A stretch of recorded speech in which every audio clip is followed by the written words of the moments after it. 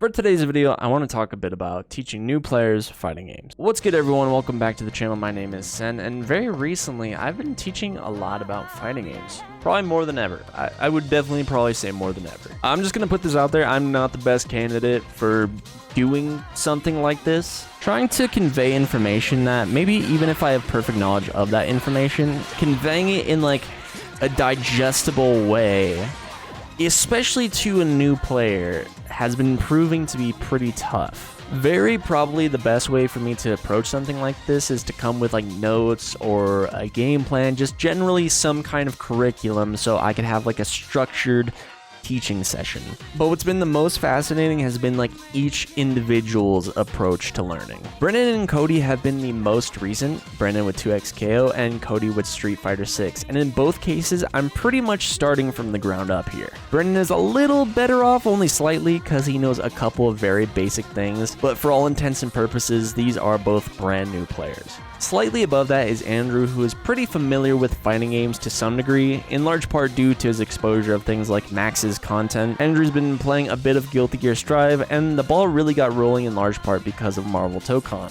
Unfortunately, I haven't been playing a lot of Strive because it felt like shortly after we got started, Tokon beta dropped, and then 2xKO beta dropped following shortly after that, so there hasn't been a ton of time for Guilty Gear. Peter, aka my Street Fighter coach from way back in the day, wanted to learn some Dragon Ball FighterZ, which I actually haven't released the footage for that yet because I've just been a bit too busy, but Peter was by far my best student and the person I had the easiest time with. Street Fighter was really the only game he had played before, and funnily enough, his interest in DBFZ was also much like Andrew, stoked by Marvel Tokon. And it was just kind of funny to see two players interested in the same thing kind of divert paths and pick two different games. Teaching Peter was really easy because of two things. Peter came correct, he is better than me in Street Fighter, and has a really solid core understanding of how fighting games work. So while I was trying to start our first session with like rather basic, he would understand in an instant conceptually and then go ask what would be a more advanced option or ideas.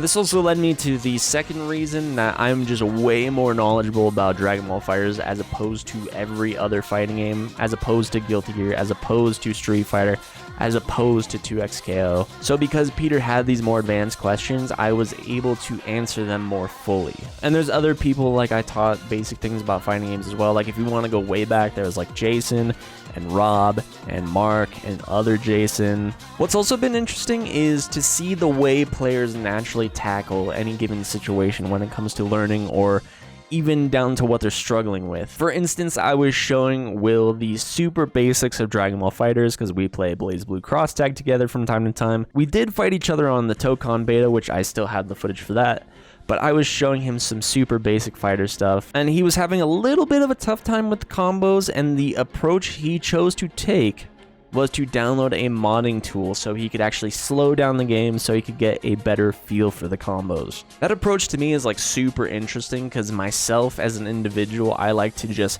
hammer away and drill at whatever it is I'm having troubles with until I get it, and then get that in my hands as muscle memory. As far as major roadblocks are concerned, Brennan's has been specifically blocking low. I don't know why that's one of like the major hangups for him, but it is. In most fighting games, you're going to be spending a majority of your time blocking low, and then you react to any high or overhead attacks by stand blocking. That comes down to two factors, being that of speed and percentages. A majority of your moves in the game are either low or mid moves, and the moves that need to be blocked standing are generally slower, hence block low, react high. He is getting better about it, but it's still a bit of a tripping hazard for him. The level beyond that now is just kind of struggling with the ideas of what to do in neutral, not getting ran over in neutral. With Cody, it's been general timing with things. Street Fighter isn't a Gatling-based system when it comes to comboing, so the timing for things is a bit tighter than something like a Dragon Ball or 2xKO. Even though timing for links in this game is arguably much easier than previous iterations of games within the same IP, there's still some timing as opposed to little to no timing. I would not envy 16 years ago trying to teach someone Street Fighter 4 because that game has no buffer system. I myself can do basic links in that game, but trying to explain that to someone else, no fucking shot. Andrew's struggle is a little bit more abstract. It's less about the combos, even though he was having a little bit of a tough time making use of RC. That's not really that big of a hang up. I think it's very possible the thing he's having the tough time understanding is what his opponent is thinking about, or just generally playing the matchup. Granted, he doesn't have a lot of time in the game, and getting a feel for something like how to play against your opponent's character comes with a lot of time invested. It comes with the experience. Which brings me to the point of experience. Some players like Peter that, while only playing one game, understand a lot of what's important in fighting games, and because they know all these concepts, the amount of information or mental bandwidth is much greater compared to someone who is just getting their foot in the door. Because for someone newer, you have to tell them the information that they need and then explain why that information is important on top of that. This is equally important for me because I'll have to distill what the most important bits of information are in that moment and make sure I give them like just enough information so that they can go and play online in their first session. So compartmentalizing what the real important stuff is just so that they can go and play has been pretty tough for me to figure out as well. Like, what is the most important things I can teach you right now?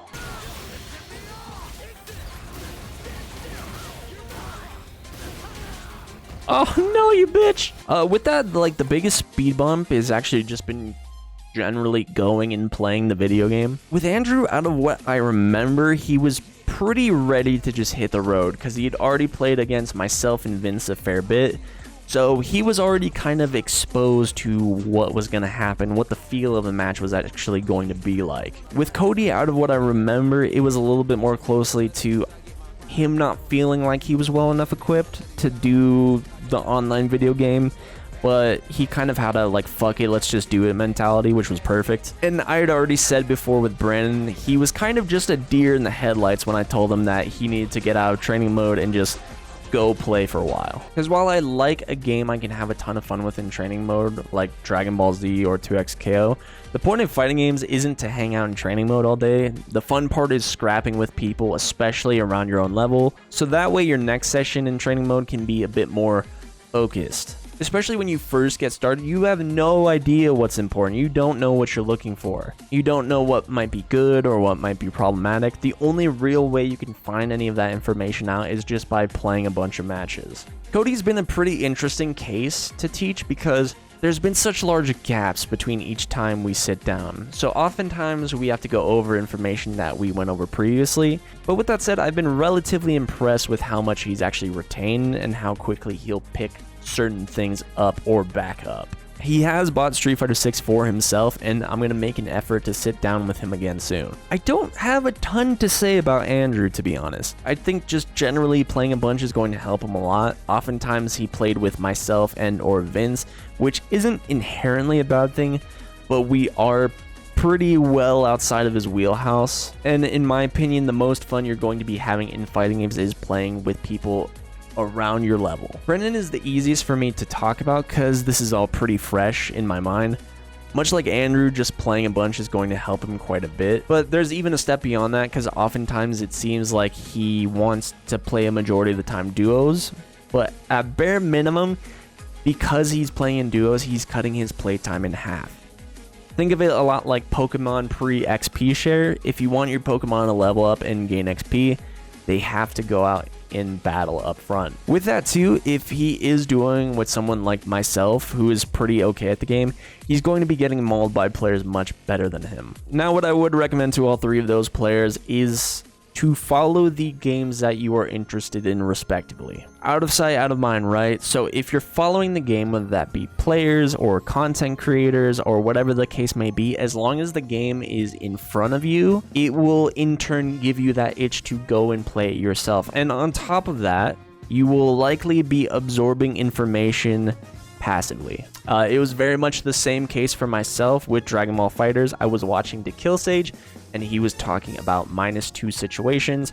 When you are at a state where you are -2, you are able to backdash. That means any move that left you -2 was able to be backdashed, and I didn't know that information until way later. I knew you could backdash on Vanish, I just didn't know why. I'm gonna keep it a buck here. As your friend, I am a terrible opponent to play against for information. I'm just the type of player where I play very instinctively. I just kind of play the match as I feel it. So by the time the set or the match is over, if you ask me what happened or what situation came up or what stood out to you, I couldn't tell you. I don't remember. It would be much more effective if you either sent me your games or I was watching in real time with you, or whatever the case may be, so that way I can just focus on what's happening in front of me, as opposed to me just being locked in. Equally, I'm going to say that if I play against any of you in any fighting game, I will not be holding back. I will not be using kid gloves, because I'm someone that is terrible at finding the balance of how to do that the most effectively. So if you are going to fight me, I'm going to come at you all out, and I'm not going to take your feelings into consideration. I'm going to be very harsh. If you want a fair match, go play online. That's all I'm going to say about that. With that said, though, that is much different than like us doing like a practice match of like, oh, hey, I'm going to throw a bunch of fireballs at you in the anti-area. That's all I'm going to do. That's different. As opposed, like, if it's just me and you playing, I'm going to fight you and I'm going to try to beat the shit out of you. I can't lie to you though, like all of this is making me a little envious in a way, because I didn't really have anyone to teach me fighting games. Like, I'm sure Vince might have tried back in the day, but I really wasn't ready to learn fighting games back then. But the time I actually started learning for myself, I had to like bash my head into the wall to understand some of these concepts in a basic way, and there's still many things that I do not have perfect knowledge on. Like, it took Street Fighter 6 for me to understand like the effectiveness of a spacing trap. But if I did have someone teach me fighting games from the ground up, I might not be the same fighting game player. I might be much better, or I might be exclusively a Street Fighter player, or I might hate fighting games. Who knows? Even if I might not have like perfect information about like any given situation in fighting games, like, I hope to some capacity, like, I'm able to alleviate some of these hurdles that might get in the way of someone learning fighting games, or some of these speed bumps, like kind of help get them out of the way or help you over them. And I mean, this is all in the pursuit of the idea that getting into fighting games in a basic way is much easier than people think it is. Thanks for watching. I'll see you guys later. Peace.